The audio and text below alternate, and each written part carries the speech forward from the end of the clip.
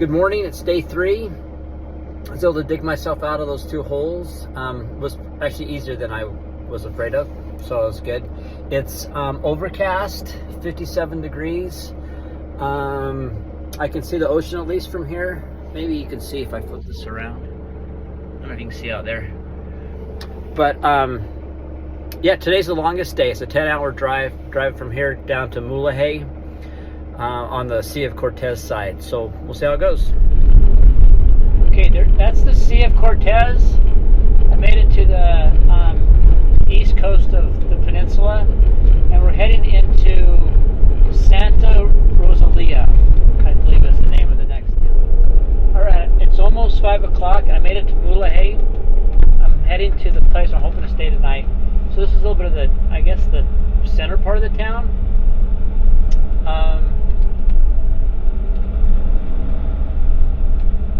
Which is kind of fun. So I think I just go up here a little ways and hopefully I'll find it and I'll check in later.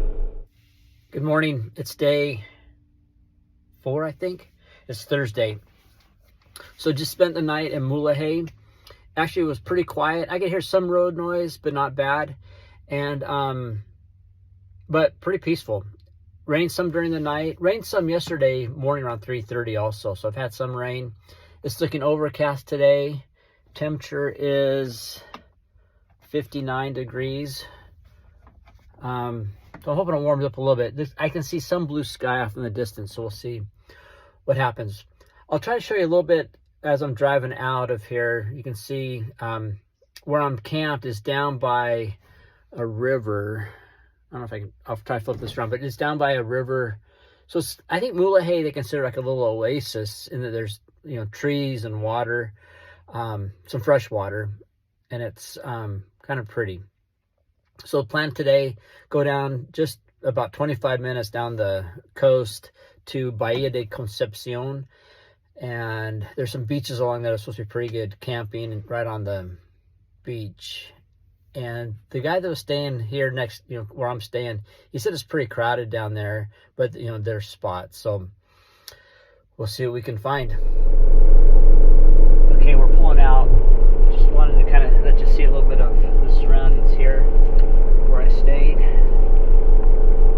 There's my neighbor. You can see this is heading towards the river that comes out of town. Okay, I made it to Playa de los Cocos, I think. I'll flip the camera around and give you a little view of it. So it's not a very big beach. It starts there. I'll just kind of give you a view of the little bay here. It goes down, just down there. And those people on that side,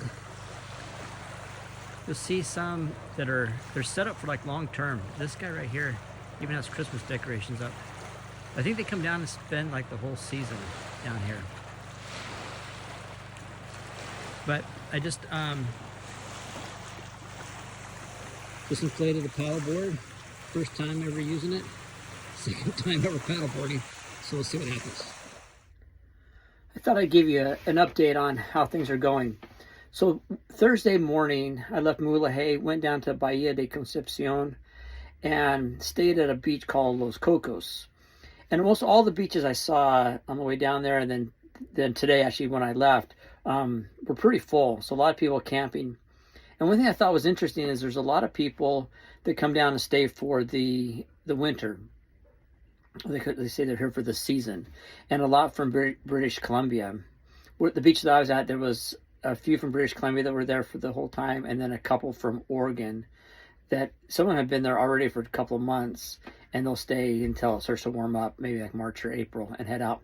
But they have their trailers there. They have, you know, some almost permanent structures, and there was Christmas lights, and there was one guy had his boat, and in fact I had some fish tacos last night, some fish that he had caught that morning.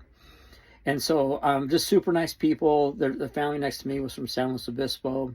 It was a father and mother and their daughters in sophomore in high school, and they do this trip all the time. In fact, they knew Gary. They knew all of Baja, so they're a great resource. And I kind of hung out and tagged along with them, went out paddleboarding and did some stuff like that. So that was good.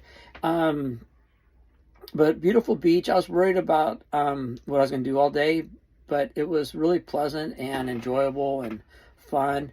And this morning, woke up and the tide was in, and literally the water seemed like it was maybe 12 feet away. That's how close you were to the water.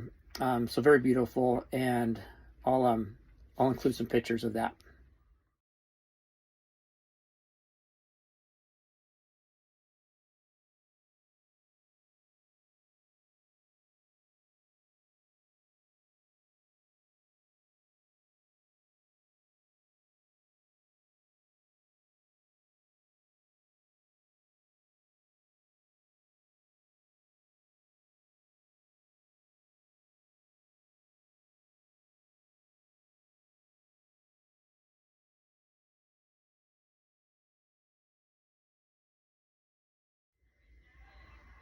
So this morning, Thursday morning, it was clear.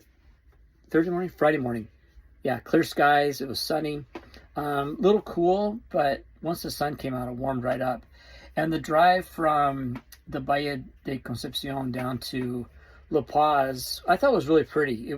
You went more along the bay of the Bahia de Concepcion, that bay, and then there's a few other points where you hit the Sea of Cortez, and I have some pictures of that, and so I'll include those. But that was really pretty. There was a big kind of like a canyon where you're on one side of it, and that was beautiful. Some big mountains that were pretty. And then some agriculture, which I wasn't expecting down there, but some big areas of agriculture with corn. And I know corn was planted, it was pretty high, and there was some other stuff, and that was neat to see, kind of right in the middle of the peninsula. Kind of a long drive, but made it here into La Paz. Stopped at Walmart. One thing that I didn't bring, that I didn't even think about, was a broom. And with all the sand coming in and out of the van, it was pretty sandy. So I swept it out when I got here. But I picked up a broom at Walmart, and then got into La Paz. I'm staying in a place called the Peace Center.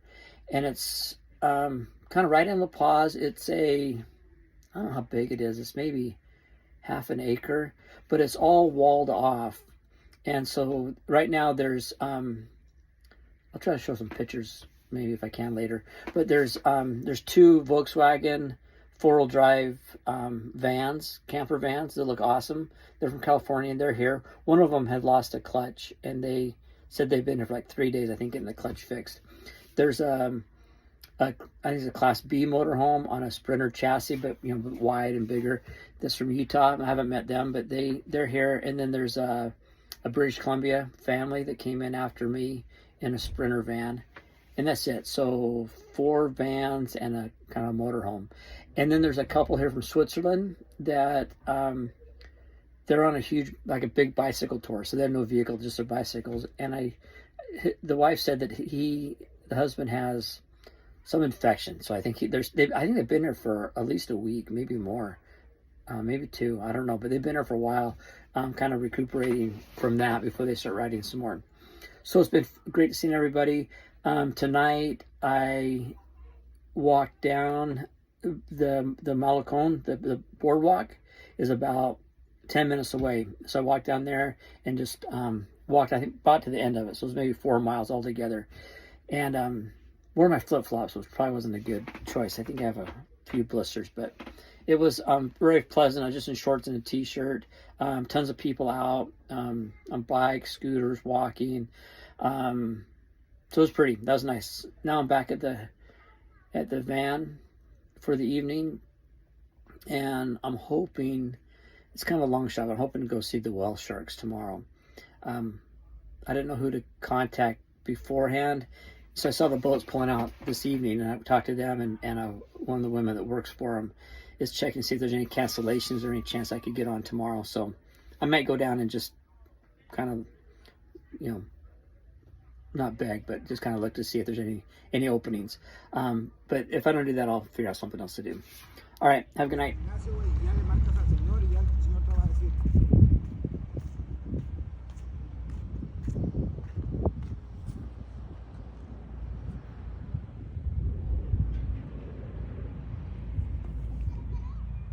That's funny you're that close.